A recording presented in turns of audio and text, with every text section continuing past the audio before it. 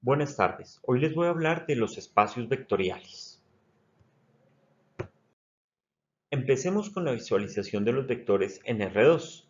Entonces, por ejemplo, aquí vamos a visualizar el vector 3, 4 en dos dimensiones. Ese ya estamos familiarizados con esa visualización.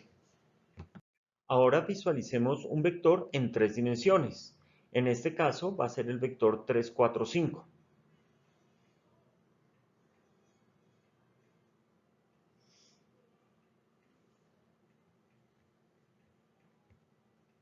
Los vectores con más de tres dimensiones no se pueden visualizar. Entonces, los representamos de la siguiente manera. Pues ya vimos, ya estamos familiarizados con la representación de vectores en general un vector de n dimensiones.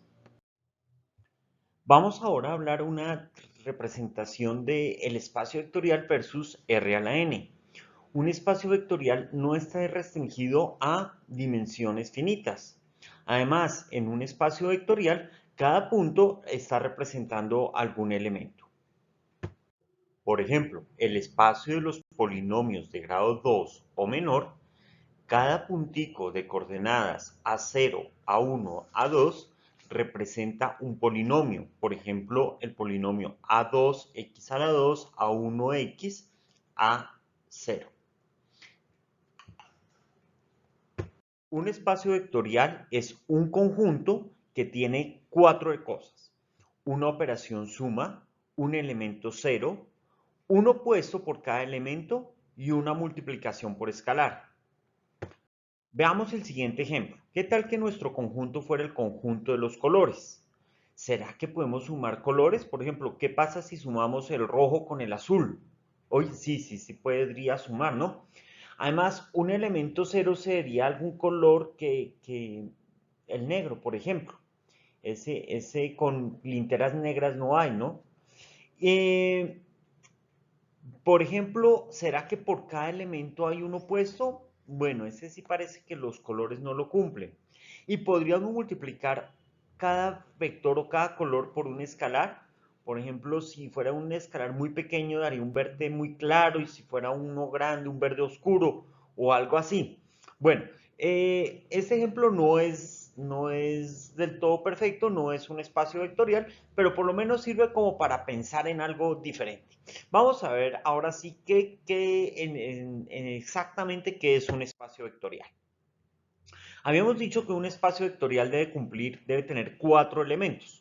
Vamos a hablar primero de la suma. La suma debe cumplir tres operaciones. La ley clausurativa, que quiere decir que si sumo dos elementos, me debe dar otro elemento del espacio vectorial. En el caso de los colores sí lo cumplía. Ley conmutativa, pues que U más B es igual a B más U. En el caso de los colores, pues también. La ley asociativa, si sumo tres colores, primero coloco dos y después otro, es lo mismo que pues si asocio el otro par. Si miramos con linternas, no importa qué linterna yo prenda primero de qué color, si siempre nos va a dar el mismo color. Si prendo, por ejemplo, una linterna roja, una verde y una azul, nos debería dar el color blanco, sin importar el orden. Bien, vamos a hablar ahora del segundo elemento que debe tener un espacio vectorial. Debe tener el elemento cero. A cual todo espacio vectorial, si le sumamos el cero, nos da el mismo vector. En el caso, pues como no hay linternas negras, entonces quiere decir que no, es como si una linterna estuviera apagada, listo. O sea, yo no, en el caso de los colores no se ve muy claro eso. Pero bueno, ya ese sí tenemos una idea muy clara en las operaciones que hacemos de los números. Vamos con el siguiente, el elemento opuesto. Dijimos que los colores no tenían un elemento opuesto. Este debe cumplir que si yo tengo un vector y le sumo el opuesto, me debe dar el 0. Con los números reales es evidente, ¿no? Si tenemos el 5, el menos 5, al sumarlo al 5, me da el 0. Listo. Lo mismo podemos hacer con vectores en R2, en R3, en R a la n. Entonces, ese es. Vamos a ver el cuarto elemento que deben tener los espacios vectoriales, que es multiplicación por un escalar. Entonces, debe cumplir 5 cosas. La primera es la ley clausurativa. Si multiplico un escalar por el vector, también debe estar en el espacio. Ley distributiva. Ley distributiva, la suma de escalares distribuye sobre el vector y el escalar distribuye la suma de vectores. Estas dos leyes tienen una diferencia radical. En la segunda, a la izquierda estamos viendo suma de vectores y a la derecha otra vez suma de vectores. En cambio, en la primera se suman primero los escalares y en la otra hay suma de vectores. Entonces nos permite ver cómo una suma de escalares afecta la suma de vectores. La notación lo hace ver prácticamente evidente, sin embargo eso es algo mucho más trascendente. Aquí hay una ley, digamos que podemos asociar cuando tenemos dos escalares y un vector, podemos multiplicarlos en cualquier orden. Es una especie de ley asociativa. Y tenemos ahora la ley de la identidad, pues el escalar 1 multiplicado por cualquier vector vuelve a dar el mismo vector. Ahora seguimos con R2. Hemos visto que R2 tiene una operación suma, una multiplicación por escalar, un vector 0 y para cada vector un vector opuesto. Además que cumplen todos los axiomas del A1 a la 5 y del M1 al M5. R a la n también tiene las mismas características. En el caso de las matrices que denotamos R de m por n, también vimos que teníamos operaciones de suma, de multiplicación por escalar, la matriz 0 y la matriz opuesta, y que cumplían los 10 axiomas. Ahora hablemos de los polinomios. Tenemos ahora dos polinomios, el polinomio P y el polinomio Q. Vamos a sumarlos. Sabemos que la suma de polinomios es la suma de cada una de sus componentes. Entonces el polinomio P más Q tiene las componentes aquí descritas. Hagamos un ejemplo. Supongamos que tenemos el polinomio P, el polinomio Q y vamos a sumar los polinomios. Entonces nos da que 0 más 20, 20, 0 más 1, 1 y 0.01 menos 0.01, 0. El polinomio P, que es el que está escrito aquí, graficado arriba a la izquierda. La línea verde es el eje Y, la línea roja es el eje X, el punto donde se intersectan pues es el origen, y ahí tenemos el polinomio P. El polinomio Q vemos que tiene una diferencia en x a la 0, es por 20, entonces está desplazado 20 unidades a la derecha. Además, x a la 2 está multiplicado por menos, entonces a la parábola abre para el otro lado. Si sumamos estos dos polinomios las componentes, pues nos da que x a la 0 sigue multiplicado por 20, x a la 1 queda multiplicado por 1, pero x a las 2 queda multiplicado por 0. Es decir, que ya no es una parábola, ahora es una línea recta, como muestra la figura inferior al lado izquierdo. Podemos ver entonces que el conjunto de los polinomios de grado 2 no cumple A1, es decir, que si tengo dos polinomios de grado 2, no me da otro polinomio de grado 2, puede darme un polinomio de grado 1. Entonces, para que cumpla A1, vamos a ampliar el conjunto a los polinomios de grado 2 o menor. Este lo vamos a llamar P sub 2. Vemos que P sub 2 cumple todos los axiomas, pues los polinomios ya vimos que tenían suma, además se puede multiplicar por escalar, existe el polinomio 0 y por cada polinomio tenemos el polinomio opuesto. Además en el colegio vimos que los polinomios cumplían los 10 axiomas. Es más, no solo los polinomios de grado 2, sino los polinomios de grado n o menor también cumplen los 10 axiomas. Es más, no solo todos los polinomios de grado n o menor, sino el conjunto de todos los polinomios también cumplen esas propiedades. Sin embargo, este conjunto tiene una característica diferente a los otros.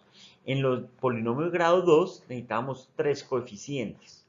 En los del polinomio de grado n necesitamos n coeficientes. Y en el conjunto de los polinomios, aunque cada polinomio tiene finitos coeficientes, como no hay una cota superior, todos los polinomios, para el conjunto de todos los polinomios no tienen cota, es decir, que necesitaremos infinitos coeficientes para poder representar cualquier polinomio del grado n. Porque si pusiéramos un límite, existiría un polinomio más grande que lo necesitaría, o un polinomio de grado mayor, me refiero.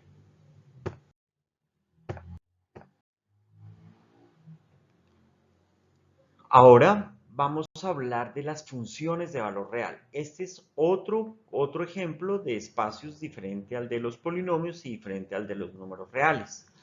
Pero para hablar de esto necesitaríamos poder sumar dos funciones. Por ejemplo, aquí tenemos la función coseno. Vamos ahora a mirar la función valor absoluto. ¿Cómo podríamos sumar nosotros estas dos funciones? La propuesta es que la suma de dos funciones es la suma de cada elemento.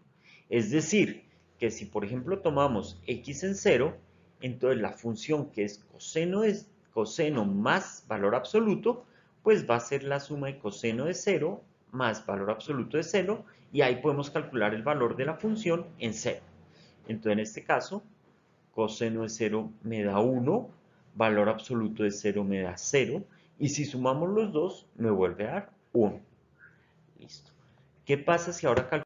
Si x vale menos pi, entonces coseno de menos pi vale menos 1, valor absoluto de menos pi es pi, y si sumamos, pues nos da menos 1 más pi, que ese es el valor que podemos ver en la gráfica de la derecha. Ahora x vale pi. Entonces, la gráfica de la izquierda vemos dónde queda coseno pi, que es menos 1. En la gráfica del medio, valor absoluto de pi sigue siendo pi. Y en la gráfica de la derecha vemos la suma de las dos, que sería menos 1 más pi. Pues ahí nos vuelve a dar el mismo valor que teníamos en el caso de la diapositiva anterior. Solo que ahora está con x igual a pi. Bien, bueno, habíamos visto que ya vimos cómo sumar funciones. Ahora la pregunta es, ¿existirá una función cero? Y la respuesta es sí, es una función que siempre es cero para todo momento. De tal forma que cualquier cosa que sumemos con la función cero nos vuelve a dar la misma función. Es más, también tenemos una función opuesta. Es restando cada uno de los valores. Por ejemplo, la función opuesta a valor absoluto es menos valor absoluto. De tal forma que cualquier punto, por ejemplo, si sacamos el valor absoluto de pi, es pi. El valor absoluto de menos pi es pi. Ahora, si sacamos el opuesto de ambos, pues en ambos lados nos daría menos pi. ¿Ok? Ahora, si vamos a mirar el axioma A5 que está abajo, es si f más menos f me va a dar 0. Bueno, ahora vamos a multiplicar una función por un escalar. La función pequeña que vemos es la función coseno. Si multiplicamos cada uno de los valores por menos 5, nos da la función menos 5 coseno. La multiplicación pues cumple los 5 axiomas de la multiplicación. De esta forma, pues pudimos ver que también el espacio de funciones pues era un espacio vectorial. Bueno, ya vimos los 10 axiomas, pero me pregunto yo, en los 10 axiomas no estaba el teorema que vemos aquí en el recuadro de arriba a la izquierda, que dice que 0 por un vector debe ser 0. Digamos que la intuición nos lleva a decir que si yo multiplico cualquier vector por 0 nos da 0, pero ¿cómo lo demostramos? Antes, cuando estábamos en Rn, pues se mostró fácilmente haciendo la multiplicación. Si es de polinomios, también se muestra multiplicando. Pero aquí no sabemos qué objeto es V. De lo único que conocemos de V es que cumple 10 axiomas. Entonces, ¿será que con esos 10 axiomas yo puedo llegar a la conclusión de que 0 por un vector es 0? La respuesta es sí. A continuación se muestran los pasos.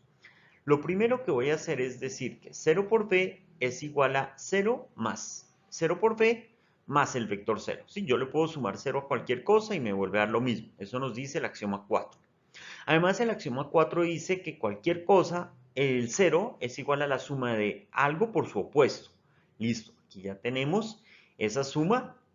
Luego, el axioma 4, hoy otra vez, no, perdón, yo creo que es el axioma 3, nos dice que existe la ley asociativa. Entonces podemos asociar de alguna forma. Sí. Y después, por el axioma M3, podemos aplicar ley distributiva y quedaría los ceros, los distribuimos ahí a la izquierda. Y pues obviamente por propiedades de los reales sabemos que 0 más 0 es 0. Luego aplicamos nuevamente el axioma 5 y obtenemos que la sumar opuestos nos da 0. De esta forma hemos probado que 0 por b es igual a 0. Queda como ejercicio que muestren los otros axiomas que tenemos en el recuadro de la derecha. Bueno, ahora hablaremos de los subespacios de un espacio vectorial. Básicamente un subespacio es un subconjunto del espacio vectorial, pero además debe cumplir dos cosas. Primero, debe tener las mismas operaciones que el espacio vectorial, es decir, la suma y la multiplicación. Y lo segundo, pues también debe cumplir los mismos 10 axiomas. La ventaja es que en el subespacio no es necesario probar nuevamente los 10 axiomas. Con probar el axioma A1 y el axioma M1 quedan ya probados los otros 8 axiomas. Vamos a ver entonces ahora un par de ejemplos de subespacios. Por ejemplo, los polinomios de grado 3 o menor son subespacios del conjunto de todos los polinomios. Ambos tienen la misma suma, tienen la misma multiplicación por escalar y basta comprobar los axiomas A1 y M1 y ya quedaría probado todo el conjunto. Por ejemplo, dado el espacio vectorial V, son subespacios el vacío y todo el espacio. Perdón, no el vacío, sino el conjunto que tiene el 0, el vector 0. Voy a dejar estos par de ejercicios. Si R es ¿es R un subespacio de los polinomios de grado 1? Y el segundo ejercicio, ¿es el espacio vectorial P un subespacio de las funciones de valor real FR? Vamos a trabajar con un ejemplo que será nuestro caballito de batalla para las próximas presentaciones. Este ejemplo es un subconjunto de funciones, son las funciones de tipo coseno, pero las multiplicamos por una altura, la altura puede ser cualquier número real, y le sumamos una fase, entonces la fase también puede ser cualquier número real. Entonces ya nos podemos imaginar funciones coseno de cualquier altura y desfasadas. Entonces puede ser también cualquier función seno o coseno o entre ellas dos. Perfecto. Vamos a preguntarnos, ¿será que todo ese subconjunto de funciones es un subespacio de las funciones? Para saber si es un subespacio, nos toca verificar dos axiomas. El primero, si la suma de dos elementos de ese conjunto pertenece a ese conjunto. Y si la multiplicación de un escalar por un elemento del conjunto también pertenece. Recuerden que son los axiomas A1 y M1. Empecemos con la suma. Tomemos dos vectorcitos. V es A1 coseno de X más Φ1. Y U es A2 coseno de X más Φ2. Vamos a sumarlos. ¿Recuerdan la identidad trigonométrica de que coseno de X más Φ1 es igual a coseno X, coseno Φ1 menos seno X, seno Φ1? Listo. Entonces aplicamos esa identidad. Al otro lado volvemos a aplicar la misma identidad, pues con los otros valores, X y Φ2. Ahora observemos lo siguiente. X es nuestra variable. A1 y Φ1 son constantes. Entonces vamos a separar todo lo que tiene coseno X. Bueno, a factorizar todo lo que tiene coseno X. Y lo mismo seno X. Entonces estamos en el tercer renglón de la demostración. Listo, entonces A1 coseno φ1 más A2 coseno φ2, todo eso es una constante, la vamos a llamar B1. Y A1 seno φ1 más A2 seno φ2 es otra constante, la vamos a llamar B2. Ahora observen el triángulo de la derecha. Ahí tenemos un valor arbitrario B1, un valor arbitrario B2 y podemos construir un triángulo donde B1 y B2 son los catetos y A corresponde a la hipotenusa. Y el ángulo φ. Observen que entonces B1 lo podemos escribir como A coseno de φ1, coseno de φ, perdón, y B2 A seno de φ. Listo, reemplazamos esas dos y nuevamente podemos aplicar otra identidad trigonométrica. Recuerdan que coseno φ, coseno x menos seno φ, seno x es coseno de x más φ. Entonces, aplicamos la identidad trigonométrica y nos queda nuevamente un elemento igual a los que tenemos en el conjunto V grande, ¿no? Arriba en el este. Es A coseno de X más phi. Listo, hemos probado que la suma de dos elementos de esta forma pertenece al mismo vector.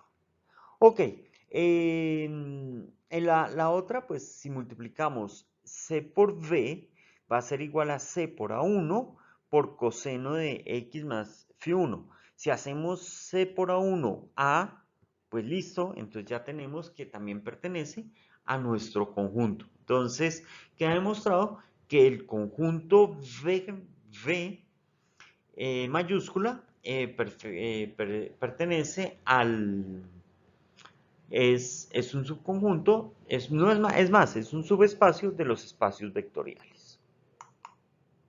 Es un subespacio de las funciones de valor real. Finalmente, les recomiendo leer la sección 4.2 del libro de Nacos y realizar los ejercicios 8, 9, 18 y 19.